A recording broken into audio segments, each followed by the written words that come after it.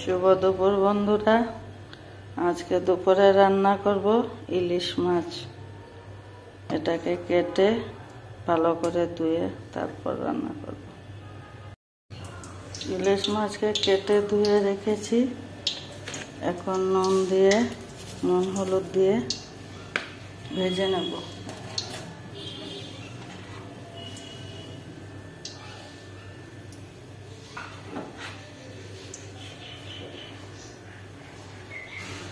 কড়া তেল দিয়ে দিয়েছি, কড়া গরম হয়ে গেছে। এখন মাছগুলোকে ভেজে নেব।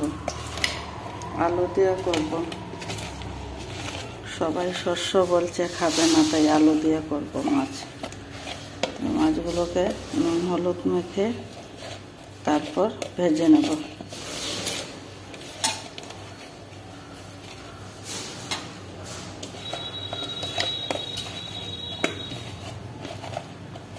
কয়েকটা একটা করে ছেড়ে দিচ্ছি মাছ।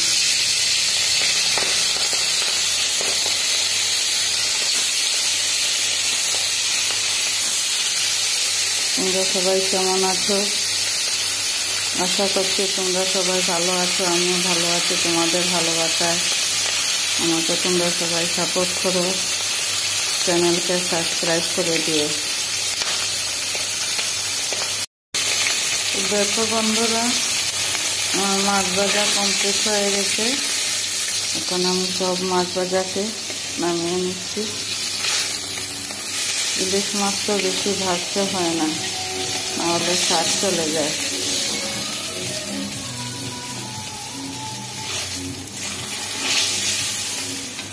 নামিয়ে নিচ্ছি।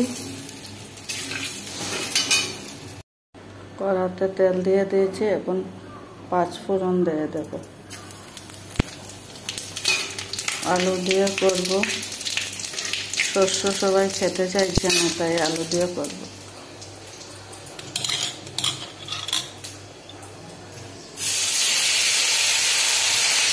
আলুগুলোকে ছেড়ে দিচ্ছি।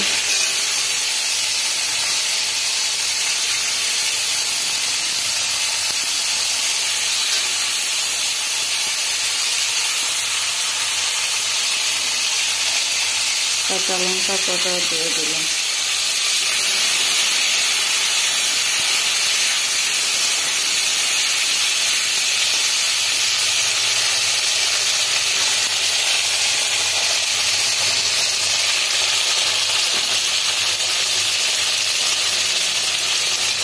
পরিমাণ মতো নুন দিয়ে দিচ্ছি।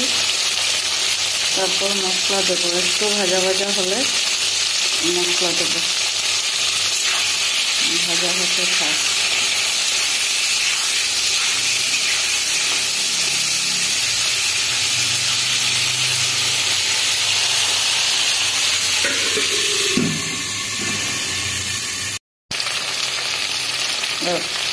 এখন মশলা দিয়ে দেব হলুদ, জিরে, সামান্য লঙ্কা গুঁড়ো।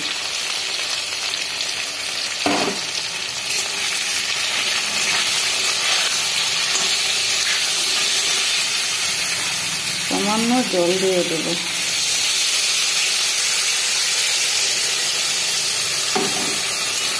আলুগুলো সেদ্ধ হতে থাক, তারপর ঝোল দিয়ে দেব।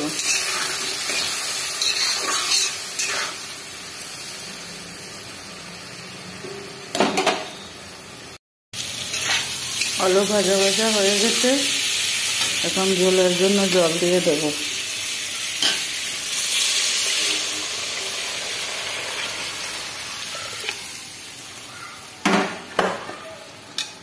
উঠে উঠে মাছগুলো ছেড়ে দেব।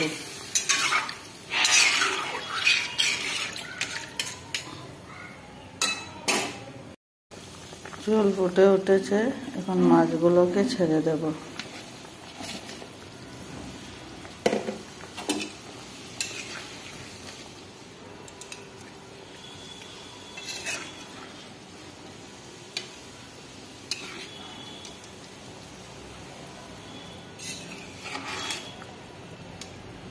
চাল হতে থাক, তারপর নামিয়ে নেব।